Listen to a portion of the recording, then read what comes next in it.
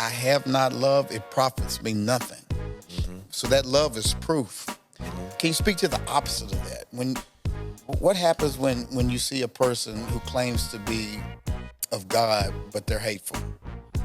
Well, a lot of people, I say this, we're going to say, this is a metaphor, we're going to say I had an auntie.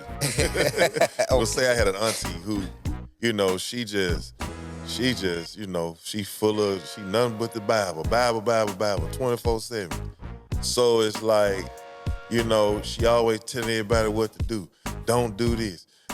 You got to get married before you have sex. And I'm not saying she's saying bad things. I'm not saying she's saying the wrong things.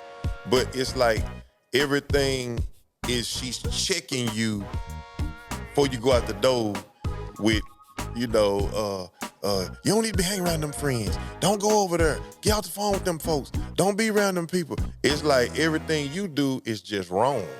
So it's like if I say, well, I want to be saved. I want to live a Christian life. I want to walk like Jesus walked.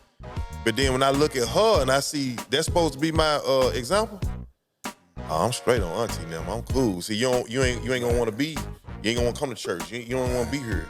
You don't want to be around that. See, because that's that nagging and that attitude, and it's not no gentleness. It's not no kindness. It's not no forgiveness. No, love forgives.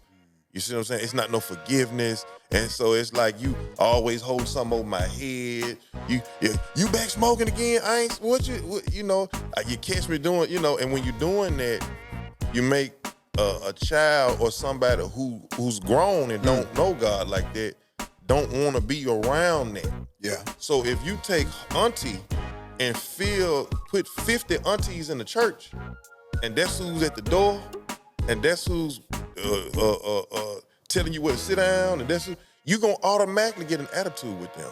What are some practical ways that we ought to express love in our everyday interactions with people? Oh, well, one thing about love considers the other person. Come on. So when you're considering the other person, it's like, well,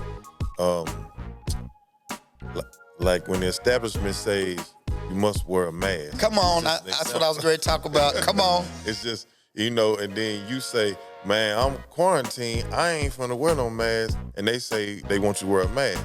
Okay, so you walk in there with an attitude where it's like, hold on, whose place of business is this? Yeah. This is theirs. It's just like you go to somebody's house. This is his house. You got to take your shoes off at some people's house. Well, you got to do that. In mine anyway. and I'm just saying, like, so when you walk in there, you need to put your mask on because, see, the first thing that's going to happen is it's going to be a confrontation. It's just like this right here. It's just like riding down the street and you got a tail light out. And when the police pull you over, what you pull me over for? Well, let the police talk first before it turns into an argument and somebody get killed. You see what I'm saying? Because, just consider the next person. Yeah. Consider how it's looking. Consider what they would think. Consider their feelings. Yeah. Let me say, we do that out of love. Dr. Martin Luther King talked about the beloved community. And his whole concept of beloved community was when humanity was able to come together out of love to fight against the three prongs of evil, which he saw as poverty, racism, and militarism. And Dr. King said if we can operate in love, we can conquer some of those evils in the world. But yet his love was not a warm and fuzzy love. He wasn't talking about eros, which is erotic love. That's the love you have for your significant other, your spouse, right? It's a romantic type of love. He wasn't talking about philia, where we get the word Philadelphia from, brotherly love, when we have something in common with people. But he was talking about that agape love. Agape love is that redeeming, sacrificial love. I'm gonna love you even when you're not right. It's not that we endorse the deeds of evil people. We hate the deeds, but we love the people. Yeah. Right? Yeah. That's what that is. So as Christians, let's just keep it real. How do you love somebody you don't like? Well, the thing is, I'm gonna tell you something. If you lift weights on your arms, arms will get bigger. Come on. So if you practice walking in love with people, then you'll get stronger in that. Yes. When you gotta think when a person practicing evil, they get stronger in evil. So when you practice walking in love, you gotta practice it.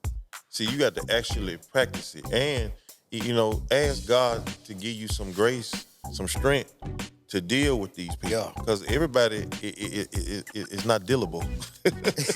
Everybody ain't dealable. Yeah, be hospitable with people, but and I'm gonna say this, I'm a straight guilty of this myself as growing up and coming up and living and just, until the Lord just really start dealing with me. I wasn't walking no love. I was, I see you, I don't know you. Like, don't talk to me. Like, who is you? People that was from out of town didn't understand Memphis is southern, but when my neighborhood, we didn't do no speaking to nobody. You speak to me, you own something. So that's how my mentality was. But, when you born again, the love of God is shed abroad in your heart. Yeah, I done softened up on that. God did that. You see what I'm saying? Yeah. John says this. He says, if someone says, I love God, that's 1 John 4:20. If someone says, I love God, but hates a fellow believer, that person is a liar. For if we don't love people we can see, how can we love God whom we cannot see?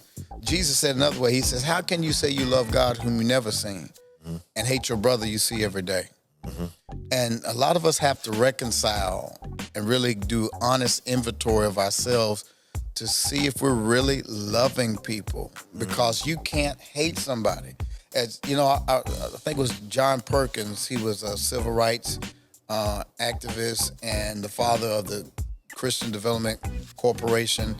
And he was pulled over by some police officers in the South on his way to Mississippi to do some voting rights.